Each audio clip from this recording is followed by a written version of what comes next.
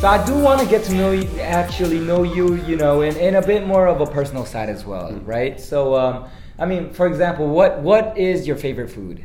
Kettle chips. Kettle chips, okay. Any type of kettle chip. Wow. You brought some actually today before we started filming. You don't have these in Korea. We don't. Yeah, we have some Korean brands, but they are actually quite different. Compared to kettle chips, I would say that Korean chips are much softer. They're thinner and softer. Well, next time I come, I'll bring kettle chips for you, and they actually have a Korean barbecue flavored kettle chips. Really? I am a bit suspicious as to how much it'll taste similar to a Korean barbecue. But we'll see. So tell me about a good habit that you have and a bad habit that you have. A good habit I have is I'm very well organized. I use this app called Microsoft To-Dos, and I religiously track everything that I need to get done in there, which helps a lot if you're doing an MBA, applying to an MBA, and pretty much every job you might ever want to get out of an MBA. Yeah. You want to be a little organized, at least have some kind of a system. How often would you refer to this to-do list? I'm in it all day, and I'm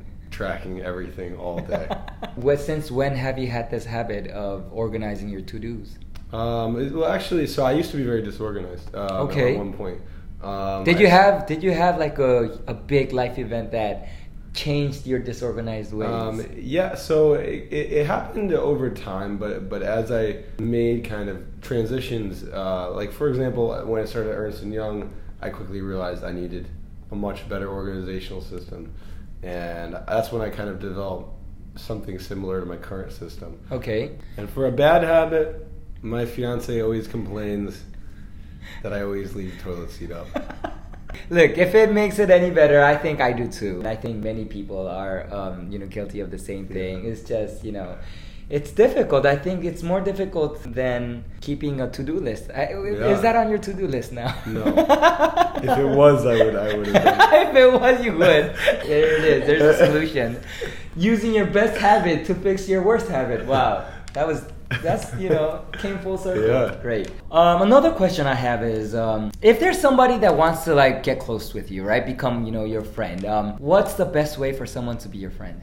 I would say, just smile and be approachable. I really like meeting people, and I'm open to meet everyone from all different backgrounds and all different interests. I mean, that's one thing that I can definitely, vouch for. I think Ben has been one of the most open people that I've met from this class of Stern, and maybe Kidae. Share a beer or two. It's not bad. Okay, so now I want to take actually from some of the other interviewers that I personally enjoy very much watching. Tim Ferriss has a question that he asks a lot in his interviews, which is, what recent purchase are you very satisfied with? I got 2 custom shirts from this Zigo. The customer service was incredible. He even figured out that I had slightly longer left arm than my right arm, and even accounted for that, for example. And he really presented to me the differences between all the different types of shirts, collars, different, whether you have a pocket or not, and how that appears. Given that we have interviews coming up, there's going to be lots of presentations and things of that nature. I definitely want to have a couple really nice shirts. I mean, well, now every guy at Stern is going to go to Zigo. So. When I was in there, actually, he was on the phone with one guy who needed a shirt next day because he was going to be on TV, and then he was talking to someone else next, one of his assistants. And apparently that was for a shirt for a mobster. So, what? A mobster? Yeah. So wow. Very wide range of clientele. Wow. I need a shirt because I need to look good when I take a hit job. When I go out for a hit. Yeah. Maybe edit that out. I don't know. Okay, and so for my next question, a channel on YouTube that I like a lot is called First We Feast, where they eat progressively hotter hot wings. And one thing that they do on that show is they go through the guest's Instagram and find an interesting picture that they want to discuss. And so I found a picture from your Instagram that I thought was just amazing. It's just one of those life moments that I would like to get maybe your elaboration on. That was a very important moment in my life. That was the moment that I proposed to my beautiful fiance, wow. Chrissie. in Morocco on a hot air balloon. Wow. And somehow I managed to surprise her.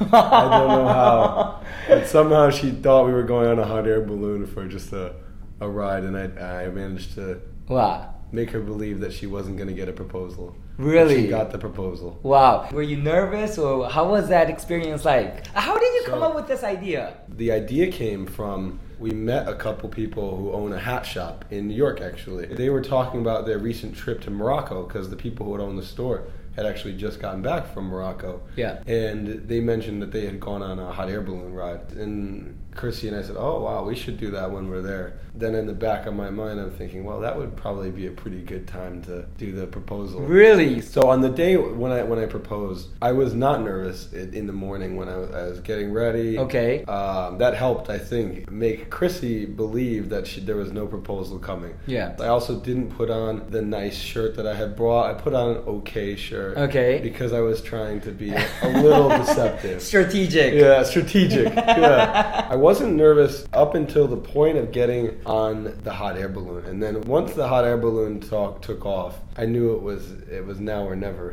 Wow. The hot air balloon ride is only an hour long. Wow. And you don't want to wait until the end. Yeah. So I knew I had, all of a sudden, it just got real. All of a sudden, it just hit me. Wow. Yeah. Right at this moment, I actually want to give a pause, and I would like to actually bring on a surprise guest of our guest, Ben's fiance, onto the show. Welcome, Chrissie. Yay!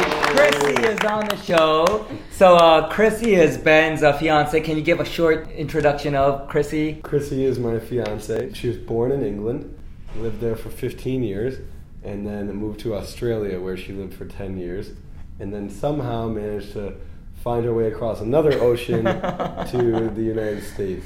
Thank you, Chrissie, for being on our show. I'm very curious of hearing your side of this story. The day that Ben decided to size my finger, he thought I was asleep. But I was awake. And for some reason, I decided that the fact he was moving my arm into a weird position, and I had to try so hard not to smile. So I thought it might happen in Morocco, but I wasn't sure. Throughout the whole trip in Morocco, Ben managed to throw me off completely. I didn't think he had a ring with him.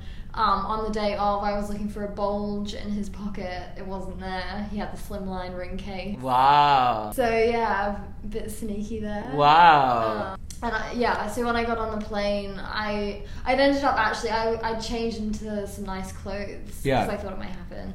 And then after I changed, I was like, it's going to be so embarrassing when I have these beautiful photos in this really nice outfit and I have no ring on my finger.